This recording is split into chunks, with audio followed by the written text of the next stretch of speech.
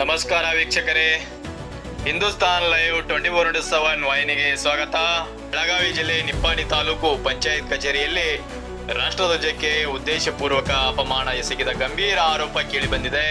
ದಿನಾಂಕ 13 ಮೇ 2026ರಂದು ರಾಷ್ಟ್ರೀಯ ಶೋಕಾಚರಣೆ ಇಲ್ಲದ ದಿನ ಧ್ವಜ ಅರ್ಧಕ್ಕೆ ಹಾರಾಡುತ್ತಿದ್ದರು. ಕಚೇರಿ ಮುಂದೆ ಅಧಿಕಾರಿಗಳು ಓಡಾಡುತ್ತಿದ್ದರು, ಕಂಡರೂ ಕಾಣದಂತೆ ಇದ್ದರು ಎಂಬ ಆರೋಪ ಇದೆ. ರಾಷ್ಟ್ರಧ್ವಜಕ್ಕೆ ಅಪಮಾನ ಆಗುವಂತೆ ಯಾಕೆ ಮಾಡಿದ್ದೀರಿ ಎಂದು ಪ್ರಶ್ನಿಸಿದಾಗ ಇಒ ಪ್ರವೀಣ್ ಕಟ್ಟಿ ಅವರು 5 ದಿನಗಳ ನಂತರ ಉತ್ತರಿಸಿದ್ದಾರೆ. ಎಡಿ ಸುದೀಪ್ ಚೋಗಲಾ ಅವರು ಇಲ್ಲಿವರೆಗೆ ಮೌನವಾಗಿದ್ದಾರೆ. ದಿನಾಂಕ 13 ಮೇ 2026ರ ಮಧ್ಯಾಹ್ನ 2:16 ಹಿಂದೂಸ್ತಾನ್ ಲೈವ್ ಬಳಿ ಇರುವ ಫೋಟೋ ಮತ್ತು ವಿಡಿಯೋ ಸಾಕ್ಷಿಯಲ್ಲಿ ನಿಪ್ಪಾಣಿ ತಾಲೂಕ್ ಪಂಚಾಯತ್ ಕಚೇರಿ ಮುಂದೆ ರಾಷ್ಟ್ರಧ್ವಜ ಅರ್ಧಕ್ಕೆ ಹಾರಾಡುತ್ತಿರುವುದು ದಾಖಲಾಗಿದೆ. ಆ ಸಮಯದಲ್ಲಿ ಕಚೇರಿ ಆವರಣದಲ್ಲಿ ಅಧಿಕಾರಿಗಳು ಮತ್ತು ಸಿಬ್ಬಂದಿ ಓಡಾಡುತ್ತಿದ್ದರು. ಆದರೆ ಯಾರು ಧ್ವಜವನ್ನು ಸರಿಪಡಿಸುವ ಕ್ರಮ ಕೈಗೊಳ್ಳಲಿಲ್ಲ ಎಂಬುದು ಸಾಕ್ಷ್ಯದಲ್ಲಿ ಕಂಡುಬಂದಿದೆ. ಅದೇ ದಿನ ಯಮಗರ್ನಿ ಗ್ರಾಮ ಪಂಚಾಯಿತಿಯಲ್ಲಿ ಧ್ವಜ ಸಂಪೂರ್ಣವಾಗಿ ಹಾರಾಡುತ್ತಿತ್ತು. ಭಾರತೀಯ ಧ್ವಜ ಸಂಹಿತೆ ಪ್ರಕಾರ ಸರ್ಕಾರದ ಲಿಖಿತ ಆದೇಶ ಇಲ್ಲದೆ ರಾಷ್ಟ್ರಧ್ವಜವನ್ನು ಅರ್ಧಕ್ಕೆ ಹಾರಿಸುವಂತಿಲ್ಲ. ದಿನಾಂಕ 13 ಮೇ 2026ರಂದು ಅಂತಹ ಯಾವುದೇ ಆದೇಶ ಜಾರಿಯಲ್ಲಿರಲಿಲ್ಲ. ಹಿಂದೂಸ್ತಾನ್ ಲೈವ್ ಮೇ 13 ಮೇ ರಂದೇ ಇಒ ಪ್ರವೀಣ್ ಕಟ್ಟಿ ಹಾಗೂ ಎಡಿ ಸುದೀಪ್ ಚೋಗಲಾ ಇಬ್ಬರಿಗೂ ವಾಟ್ಸಾಪ್ ಮೂಲಕ ರಾಷ್ಟ್ರಧ್ವಜಕ್ಕೆ ಅಪಮಾನ ಆಗುವಂತೆ ಯಾಕೆ ಮಾಡಿದ್ದೀರಿ ಸರ್ ಎಂದು ನೇರ ಪ್ರಶ್ನೆ ಕೇಳಿತ್ತು.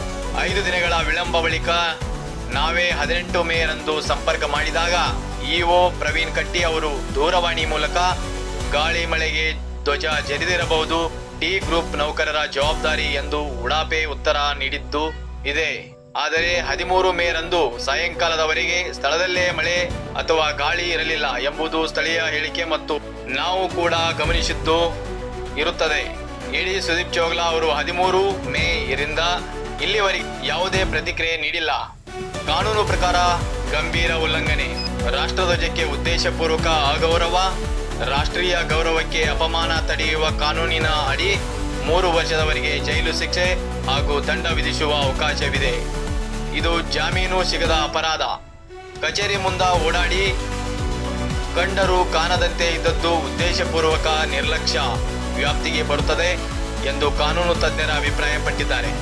ಕರ್ತವ್ಯ ಲೋಪ, ಸರ್ಕಾರಿ ನೌಕರರ ಸೇವಾ ನಿಯಮಗಳ ಪ್ರಕಾರ ಸಾರ್ವಜನಿಕ ಪ್ರಶ್ನೆ ಇಒ 5 ದಿನಗಳ ವಿಳಂಬ ಮಾಡಿ ವಾಸ್ತವಕ್ಕೆ ವಿರುದ್ಧವಾದ ಗಾಳಿ ನೆಪ ಹೇಳಿದ್ದು, ಇಡೀ ಸಂಪೂರ್ಣ ಮೌನ ವಹಿಸಿದ್ದು ಗಂಭೀರ ನಿರ್ಲಕ್ಷ್ಯ. ಇದಕ್ಕೆ ಅಮಾನತ್ತು ವೇತನ ತಡೆ ಸೇವೆಯಿಂದ ವಜಾ ಮಾಡುವ ಅವಕಾಶ ಇದೆ. ಹಿಂದೂಸ್ತಾನ್ ಲೈವ್ ಬಳಿ ದಿನಾಂಕ, ಸಮಯ ಸಮೇತ ಎಲ್ಲ ಸಾಕ್ಷ್ಯಾಧಾರಗಳಿಗೆ ಅಧಿಕಾರಿಗಳ ಅಧಿಕೃತ ಲಿಖಿತ ಪ್ರತಿಕ್ರಿಯೆಗೆ ನಾವು ಮುಕ್ತವಾಗಿದ್ದೇವೆ. ಕಾನೂನು ಪ್ರಕಾರ ತನಿಖೆ ಆಗಬೇಕು ಎಂದು ಸಾರ್ವಜನಿಕರ ಆಗ್ರಹ. ಮುಂದಿನ ಸಂಚಿಕೆಯಲ್ಲಿ ಮತ್ತೆ ಭೇಟಿಯಾಗೋಣ. ಅಲ್ಲಿವರೆಗೆ ವೀಕ್ಷಿಸಿ ಹಿಂದೂಸ್ತಾನ್ ಲೈವ್ 24/7 ವಾಹಿನಿ. ನಮಸ್ಕಾರ ವೀಕ್ಷಕರೇ.